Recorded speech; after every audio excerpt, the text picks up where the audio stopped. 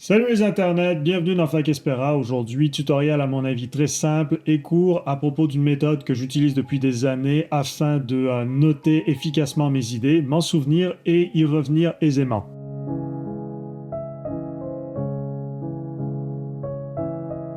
Ça se présente sous la forme d'un fichier texte. C'est un format que j'ai choisi parce que c'est simple. C'est-à-dire que, par simplicité, j'entends aussi que c'est minimaliste. Et puisque minimaliste, j'entends par là débarrasser de toute option qu'on peut retrouver dans un fichier Word, par exemple. Et c'est donc une simplicité qui fait aller à l'essentiel et par laquelle on évite de perdre du temps à choisir telle ou telle police, à telle ou telle mise en page. Et cette simplicité oblige à soi-même de poser le cadre et de ne pas en dériver. Donc tout bonnement, c'est je commence par la date et l'heure. L'heure vient d'office, c'est-à-dire avec le raccourci F5 sur un PC. On a notre date et puis l'heure. Ça commence de cette façon-là. Ensuite, on fait une tabulation underscore majuscule. Et qu'est-ce que va donc le sujet, le grand sujet concerné, et ensuite, dans ce grand sujet, plus spécifiquement, de quoi est-ce qu'on veut parler? Là, en l'occurrence, mon grand sujet, puisque c'est le sujet de la chaîne, les intelligences artificielles, à l'intérieur des intelligences artificielles, de quoi s'agit-il? De quoi est-ce que j'ai besoin de me souvenir et sur lequel je vais avoir besoin de revenir éventuellement? C'est le workflow. Donc, je me questionnais à ce sujet, je faisais des recherches, etc. J'étais tombé sur un podcast intéressant et puis j'en ai retenu l'URL. L'URL, je l'ai posé dans mon rapport, comme vous pouvez le voir, au lieu de faire au lieu de faire un nouvel onglet. Parce que, en tout cas, c'est ma façon de procéder, mais pour moi, un onglet, c'est un site, c'est le site en tant que tel, quel que soit le sujet, que je vais mettre dans mes onglets. Je sais que c'est important, et sachant que c'est important, je vais suffisamment m'en souvenir pour savoir que c'est dans mes onglets. Mes onglets sont organisés en conséquence.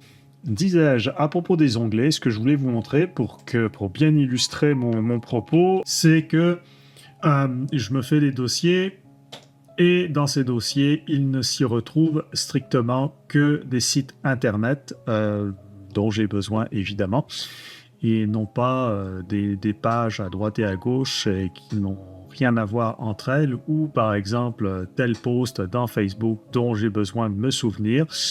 Si advenant le cas, j'ai besoin de telle ou telle page, tel ou tel post dans Facebook ou autre, eh bien, évidemment, je vais en copier-coller l'URL dans mon rapport. Je sais que ceci est une page et que je vais l'oublier, mais par contre, je vais me souvenir que à ce sujet-là, eh bien, ah oui, c'est vrai, il y avait un podcast intéressant, je vais y revenir dans ce podcast et puis je vais pouvoir aller piocher les informations qui me concernent, qui sont utiles, qui sont momentanément utiles quand j'y reviendrai. Autre sujet, comment acquérir, donc ça, on change, on a une autre journée, un autre horaire, une autre horaire. Les 1000 premiers abonnés, comment les acquérir. J'avais trouvé une information intéressante sur le sujet. J'ai l'URL, donc encore une fois, au lieu de la mettre dans les onglets, je l'ai mise dans mon rapport. Et quand je vais avoir besoin, je vais, l'ayant écrit et sachant que j'ai un rapport qui est rangé dans mon dossier FES, donc Fac-Espera, je sais que je vais pouvoir y revenir. C'est-à-dire que les 1000 abonnés, c'est pas un sujet non plus qui est urgent, mais qui est important. Et ce faisant, je l'ai écrit dans mon rapport et l'ayant écrit, je sais que je vais pouvoir y revenir et en même temps que ça ne va pas encombrer ma mémoire. Le rapport, c'est une façon de me souvenir et de débarrasser mon esprit d'informations qui ne sont pas immédiatement importantes. Profil, c'était à propos de ma photo de profil, j'avais pas pu la modifier dans Midjourney. Je pensais pouvoir le faire avec Stable Diffusion, mais mon ordinateur n'a pas les paramètres qui me permettent encore pour l'instant. Bon, je me suis laissé une note dessus et je pourrais y revenir. L'autre utilité, au-delà de au-delà de faire un pense-bête, en quelque sorte, de me laisser des notes pour, comme je disais, ne pas que ça encombre mon esprit, mais à la fois pour pouvoir y revenir à loisir, c'est quand, sur des sujets comme par exemple les vidéos, la façon dont je veux les faire, qu'est-ce qu'elles doivent contenir, etc., c'est qu'est-ce que j'ai à améliorer, qu'est-ce que je peux y faire prochainement. Une fois qu'une vidéo a été tournée, j'ai encore des dizaines d'idées qui me viennent et le rapport va être là pour que je puisse les noter et que je puisse y revenir à l'avenir pour ensuite intégrer ces idées-là. Par exemple, quand là on était à ce moment-là le 23 août, eh bien, il y avait la question du générique qui s'imposait et je n'avais pas encore d'idée. Bon, bah, depuis, elle a été gérée, cette question, et une fois que c'est géré, c'est-à-dire, là, comme vous pouvez voir, je laisse des points de suspension quand ce n'est pas encore fait, et une fois que c'est fait, comme vous l'avez vu, eh bien, j'écris entre parenthèses « fait en capital ». Les capitales me servent à la fois à indiquer que c'est à faire ressortir des mots-clés, donc à faciliter la recherche, à faciliter la lecture, parce qu'on tombe vite dans un énorme portée de texte et ça devient donc indigeste. Donc, certains mots-clés sont mis en majuscules et le fait ici, bon, bah, ça indique évidemment c'est pour dire que ça a été accompli. Là, on a un autre exemple. Là, quelque chose qui incite à l'abonnement. J'avais pensé à Lower Third, où est-ce que il y aurait une petite animation de cloche, quelque chose qui indique abonnez-vous ou quoi que ce soit dans le genre.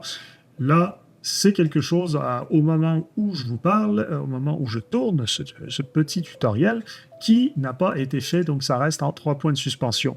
Voilà, rien de bien sorcier, je crois que on est toujours dans la simplicité. Le problème avec un fichier texte, c'est que puisque les options pour changer les caractères, faire des puces, des bullets si vous préférez, ou des tableaux sont inexistantes ou extrêmement restreintes, et que je choisis encore plus par moi-même de restreindre tout cela, eh bien là où est-ce qu'on va pouvoir s'en sortir, c'est avec l'outil Finder, j'imagine, Finder, en tout cas CTRL F, rechercher, et comme à la base, au moins, j'ai organisé mon fichier texte par sujet et par priorité dans ces sujets, eh bien, je vais sortir mon rechercher, mon Finder, CTRL F, et puis, bah, je vais taper ce que je recherche. Bon, bah, par exemple, là, c'est Canon, la caméra que j'utilise pour me filmer, et tout bonnement, ça va nous trouver, via le mot-clé, le sujet en question, et puis je vais retrouver l'information dont j'ai besoin. Petit détail, ici, bon, en tout cas, je coche les deux. Respecter la casse et boucler. En fait, à quoi est-ce que ça sert? C'est dans nos paramètres, dans les paramètres de la barre de recherche.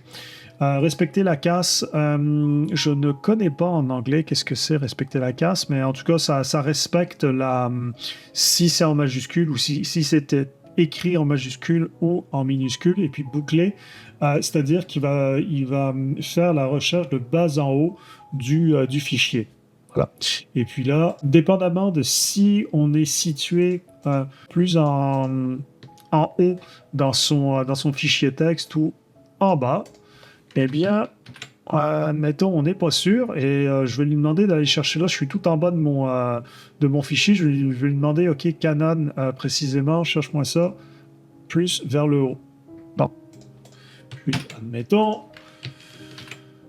Canon, je suis tout en haut de mon fichier, je ne le retrouve plus dans l'immédiat, cherche-le-moi plus vers le bas. Et voilà.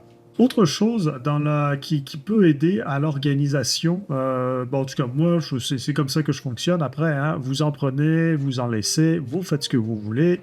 Ceci est un tutoriel sur YouTube.